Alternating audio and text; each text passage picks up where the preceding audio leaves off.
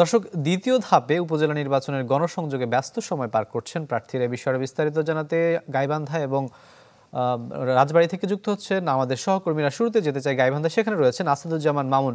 মামুন, কেমন দেখছেন প্রার্থীদের প্রচারণা? যেহেতু একেবারে এইবার নির্বাচনে বিএনপি অংশগ্রহণ করছে না, সাধারণ যে ভোটাররা রয়েছেন তারা কি ভাবছেন?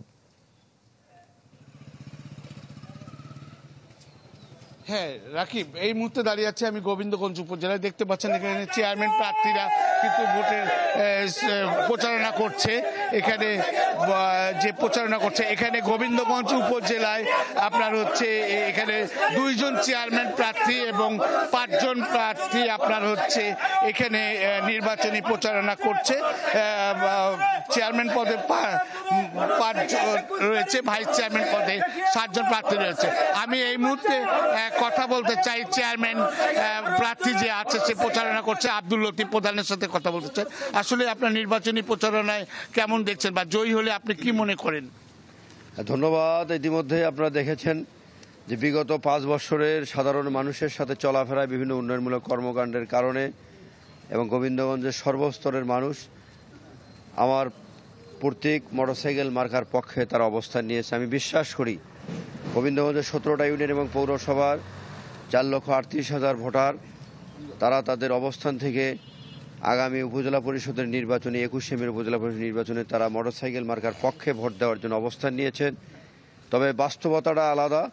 আমি বিশ্বাস করি গোবিন্দগঞ্জের সুন্দর এবং সুষ্ঠু ভোটের মধ্য দিয়ে আগামী 21শে মে উপজেলা পরিষদের নির্বাচনে আমাকে মোটরসাইকেল মার্কার গোবিন্দগঞ্জের মানুষ ইনশাল্লাহ আমাকে নির্বাচিত করবে। পাশাপাশি আমি বলবো যে যদি কিছু মানুষ আশঙ্কা বোধ করছেন যে ভোট নিরপেক্ষ হবে কিনা, আমি আসলে শুনছেন যে উনি নির্বাচনী প্রচারণা করছেন, এখন আপনারা দেখতেই পাচ্ছেন যে আসলে। মামুন, আপনাকে ধন্যবাদ। দর্শক, রাজবাড়ীতে যেতে চাই, সেখানে রয়েছেন আমাদের আরেক সহকর্মী সুমন বিশ্বাস। সুমন, কেমন দেখছেন প্রার্থীদের প্রচারণা এবং তারা কি বলছেন?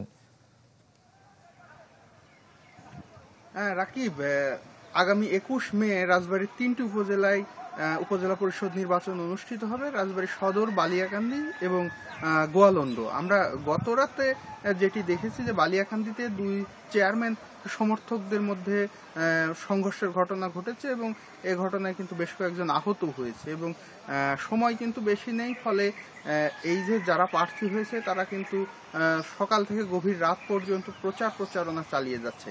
আরেকটি বিষয়, রাজবাড়ী সদর উপজেলায় কিন্তু সব থেকে প্রার্থী বেশি এই নির্বাচনে অংশ নিয়েছে, মোট 18 জন। এখানে চেয়ারম্যান পদে 2 জন, ভাইস চেয়ারম্যান পদে 10 জন আর মহিলা ভাইস চেয়ারম্যান পদে 6 জন। এর মধ্যে বিএনপি নির্বাচনে অংশ নেয়নি, কিন্তু তবে রাজবাড়ীতে এই মহিলা ভাইস চেয়ারম্যান পদে জেলা মহিলা দলের সাবেক সভাপতি কিন্তু অংশ নিয়েছে।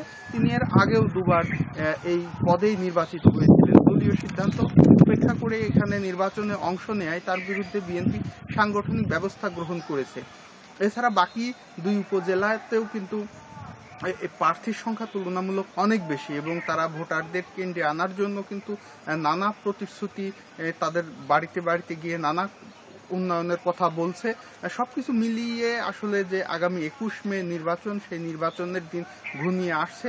প্রার্থীরাও কিন্তু ব্যস্ত ভোটারদের ভোট কেন্দ্র আনার ব্যাপারে, নিজেদের জেতার জন্য নানা প্রতিশ্রুতি দিচ্ছেন। রাকিব, সুমন, আপনাকে ধন্যবাদ। দর্শক, দ্বিতীয় ধাপের উপজেলা পরিষদ নির্বাচনের সবশেষ খবর জানাতে যুক্ত হচ্ছেন আমাদের সহকর্মীরা। যাচ্ছি পরের খবরে।